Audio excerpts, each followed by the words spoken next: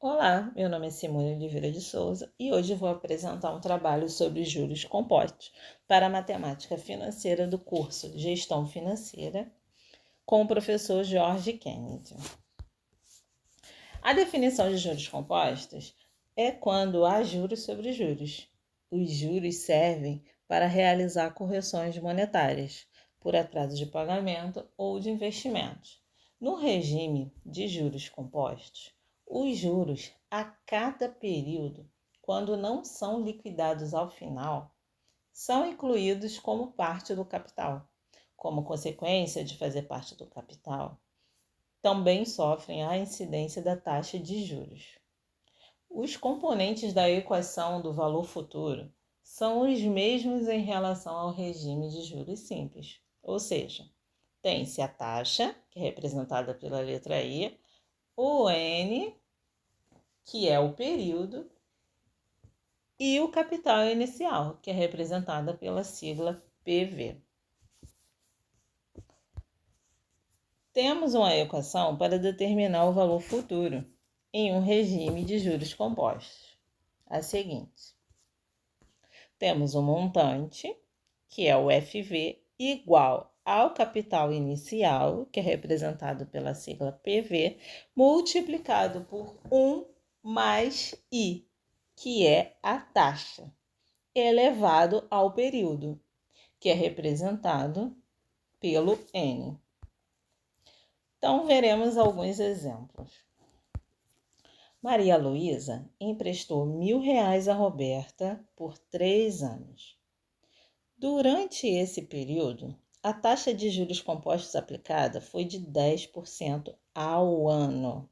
Qual é o montante desse empréstimo ao final de 3 anos? Ou seja, os 10% é ao ano. Então, veremos como vai ficar na fórmula. Vamos substituir a fórmula pelas informações que temos, né?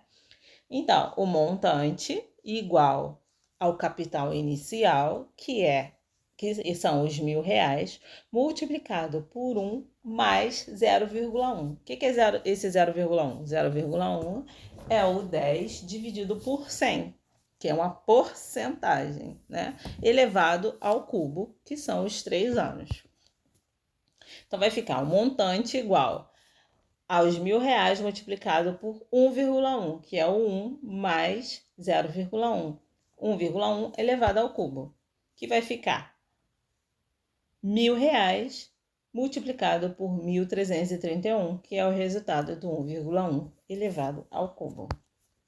Então, R$ 1.000 multiplicado por 1,331 vai ficar o montante igual a R$ 1.331, ou seja, ao final de 3 anos, a Roberta deverá pagar a Maria Luísa R$ 1.331.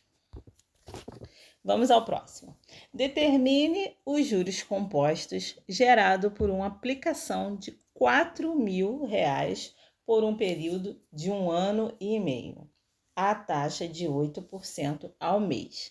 Quer dizer, a taxa está sendo calculada ao mês. Então, vamos transformar esse ano e meio em meses. Ou seja, são 18 meses. Né? Por quê? O cálculo da taxa deve se equiparar ao período corrente que vai ser cobrado os juros compostos. Tem que ser igual. Se é ano, a taxa tem que ser ano. Se são meses, a taxa tem que ser calculada ao mês também. Então, vamos substituir aí na nossa fórmula as informações que temos. Então, vai ficar montante igual ao capital inicial, que for a aplicação de R$ 4.000, multiplicada por 1 mais 0,08, que nada mais é do que os 8%, né? Tudo elevado a 18. Então, vai ficar o montante igual aos 4.000 multiplicado por 1,08, que é 1 mais 0,8, elevado ao 18. Então, qual é o resultado do 108,08 multiplicado a 18? Então, vai ficar 4.000 multiplicado a 3,99, que dá 15.960. Então, ao final de 18 meses, o montante gerado, a taxa de 8% ao mês, será de 15.960. E é isso aí, são os juros compostos. Logo, os juros compostos gerados no período serão... Então, a gente vai fazer a continha, né? Porque a pergunta é qual determina os juros compostos gerados nesse período. Então, a gente vai pegar o montante final que a gente achou, que é o 15.960, e vamos diminuir pelo valor do capital inicial, que é os R$4.000. Então, o resultado é 11.960. Então, os juros compostos gerado ao final de 1 ano e meio, a taxa de 8% ao mês, é de 11.960, viu? E é isso, gente. Obrigada e até mais.